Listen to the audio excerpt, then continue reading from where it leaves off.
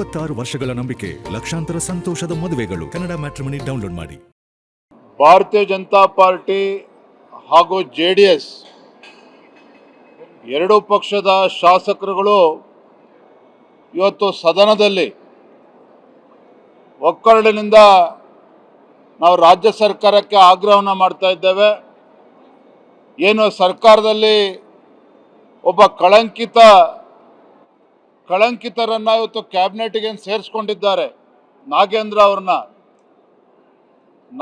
ಅವ್ರನ್ನ ತತ್ಕ್ಷಣ ಮಂತ್ರಿಮಂಡಲದಿಂದ ಅವ್ರನ್ನ ಕೈ ಬಿಡಬೇಕು ಅನ್ನೋ ಆಗ್ರಹನ ಮಾಡ್ತಾ ಇದ್ದೇವೆ. ರಾಜ್ಯಾದ್ಯಂತ ಎಲ್ಲ ಜಿಲ್ಲೆಗಳಲ್ಲಿ ಜಿಲ್ಲಾಧಿಕಾರಿಗಳ ಕಚೇರಿಯ ಮುಂದೆ ಕೂಡ ನಮ್ಮೆಲ್ಲ ಕಾರ್ಯಕರ್ತರು ಪ್ರತಿಭಟನೆಯನ್ನು ಇವತ್ತಿನಿಂದ ಪ್ರಾರಂಭ ಮಾಡಿದ್ದಾರೆ. ಅನಿರ್ದಿಷ್ಟ ಕಾಲಾವಧಿಯವರೆಗೂ ಕೂಡ ಪ್ರತಿಭಟನೆ ನಡೀತಾ ಇರ್ತದೆ. ನಾನೇ ರಾಜ್ಯದ ಮುಖ್ಯಮಂತ್ರಿ ಕೇಳೋದಕ್ಕೆ ಇಚ್ಛಪಡ್ತೇನೆ, ಯಾವ ನಾಗೇಂದ್ರ ಅವರು ಭ್ರಷ್ಟಾಚಾರದ ಆರೋಪ ಮೇಲೆ ರಾಜೀನಾಮೆಯನ್ನು ಕೊಟ್ಟಿದ್ರು ಸಿದ್ದರಾಮಯ್ಯನವರು ಮುಖ್ಯಮಂತ್ರಿಗಳಾಗಿದ್ದಾಗ, ಈಗ ಮತ್ತೆ ಅವ್ರನ್ನ ಕ್ಯಾಬಿನೆಟ್ಗೆ ತೆಗೆದುಕೊಳ್ಳುವಂತಹ ಅನಿವಾರ್ಯತೆ ಯಾಕೆ ಬಂತು ನಿಮಗೆ? ಯಾಕೆ ನಾಗೇಂದ್ರ ಅವ್ರ ಬಗ್ಗೆ ಭಯನಾ? ಯಾವ ವ್ಯಕ್ತಿಯ ಮೇಲೆ, ಯಾವ ಶಾಸಕನ ಮೇಲೆ ಇಂಥ ಗಂಭೀರವಾಗಿರ್ತಕ್ಕಂಥ ಆರೋಪ ಇದೆ?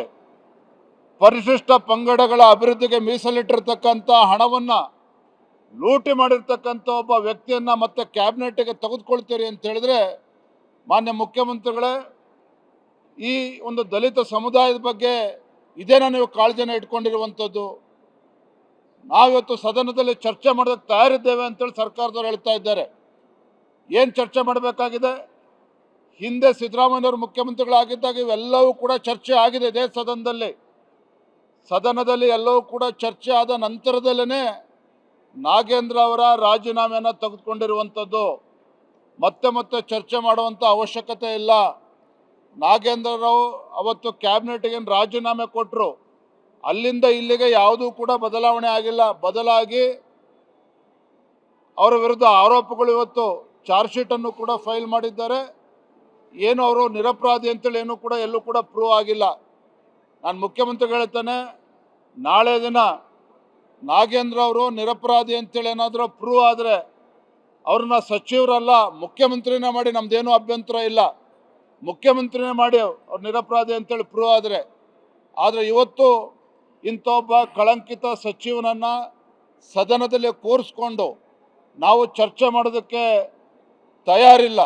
ಎಲ್ಲಿವರೆಗೂ ಅವ್ರು ನಿರ್ದೋಷಿ ಅಂತೇಳಿ ಸಾಬೀತಾಗೋದಿಲ್ವೋ ಅಲ್ಲಿವರೆಗೂ ಕೂಡ ಅವರನ್ನು ಕ್ಯಾಬಿನೆಟ್ನಲ್ಲಿ ಇಟ್ಕೊಳ್ತಕ್ಕಂಥ ಪ್ರಶ್ನೆ ಇಲ್ಲ. ಹಾಗಾಗಿ ನಾವು ಸದನದ ಒಳಗಡೆನೂ ಕೂಡ ನಾವು ಹೋರಾಟವನ್ನು ಮಾಡ್ತಾ ಇದ್ದೇವೆ, ಸದನದ ಹೊರಗಡೆನೂ ಕೂಡ ನಾವು ಹೋರಾಟವನ್ನು ಮಾಡ್ತಾ ಇದ್ದೇವೆ.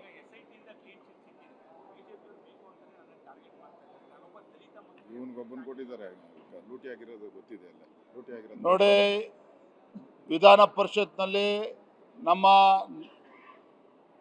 ಶಾಸಕರು ಎತ್ತಿರ್ತಕ್ಕಂಥ ಪ್ರಶ್ನೆ ಡೀಟೇಲಾಗಿ ಉತ್ತರವನ್ನು ಕೂಡ ಕೊಟ್ಟಿದ್ದಾರೆ. ಯಾವ ರೀತಿ ಹಣ ಪೋಲಾಯಿತು, ನೂರಾರು ಫೇಕ್ ಬ್ಯಾಂಕ್ ಅಕೌಂಟ್ಗಳಿಗೆ ಯಾವ ರೀತಿ ಹಣ ವರ್ಗಾವಣೆ ಆಯಿತು, ಯಾವ ರೀತಿ ಚಿನ್ನ ಖರೀದಿ ಆಯಿತು, ಇವೆಲ್ಲವೂ ಕೂಡ ಜಗಜ್ಜಾಹಿರ ಆಗಿದೆ. ಇಡಿ ಎನ್ಫೋರ್ಸ್ಮೆಂಟ್ ಡೈರೆಕ್ಟರೇಟಿನ ಪ್ರೆಸ್ ನೋಟಲ್ಲೂ ಕೂಡ ಸ್ಪಷ್ಟವಾಗಿ ಹೇಳಿದ್ದಾರೆ ಯಾವ ರೀತಿ ಲೋಕಸಭಾ ಚುನಾವಣೆಯಲ್ಲೂ ಕೂಡ ಹಣ ದುರುಪಯೋಗ ಆಗಿದೆ ಅಂತೇಳಿ. ಹಾಗಾಗಿ ಈ ವಿಚಾರವಾಗಿ ಚರ್ಚೆ ಮಾಡುವಂಥ ಅವಶ್ಯಕತೆ ಇಲ್ಲ ಸದನದಲ್ಲಿ. ನಾವು ಕೂಡ ಈ ಸದನದ ಅಮೂಲ್ಯವಾಗಿರ್ತಕ್ಕಂಥ ಸಮಯವನ್ನು ವ್ಯರ್ಥ ಮಾಡೋಕ್ಕೆ ನಾವು ತಯಾರಿಲ್ಲ. ಬರದ ಬಗ್ಗೆ ಇವತ್ತು ಚರ್ಚೆ ಆಗಬೇಕಾಗಿದೆ ಸದನದಲ್ಲಿ. KPSC ಹಗರಣದ ಬಗ್ಗೆ ಇವತ್ತು ಚರ್ಚೆ ಆಗಬೇಕಾಗಿದೆ. ಅನೇಕ ಜ್ವಲಂತ ಸಮಸ್ಯೆಗಳ ಬಗ್ಗೆ ಇವತ್ತು ಸದನದಲ್ಲಿ ಚರ್ಚೆ ಆಗಬೇಕಾಗಿದೆ. ಆದರೆ ಅದು ಚರ್ಚೆ ಆಗಬೇಕು ಅಂತ ಹೇಳಿದ್ರೆ ಮಾನ್ಯ ಮುಖ್ಯಮಂತ್ರಿಗಳು ಹಠವನ್ನು ಮಾಡ್ದೇನೆ ಇಂಥ ಕಳಂಕಿತ ಸಚಿವನನ್ನು ಮಂತ್ರಿಮಂಡಲದಿಂದ ಕೈ ಬಿಡಬೇಕು ತತ್ಕ್ಷಣ ಈ ಆಗ್ರಹವನ್ನು ಮಾಡ್ತಾ ಇದ್ದೇವೆ. 26 ವರ್ಷಗಳ ನಂಬಿಕೆ, ಲಕ್ಷಾಂತರ ಸಂತೋಷದ ಮದುವೆಗಳು. ಕನ್ನಡ ಮ್ಯಾಟ್ರಿಮನಿ ಡೌನ್ಲೋಡ್ ಮಾಡಿ.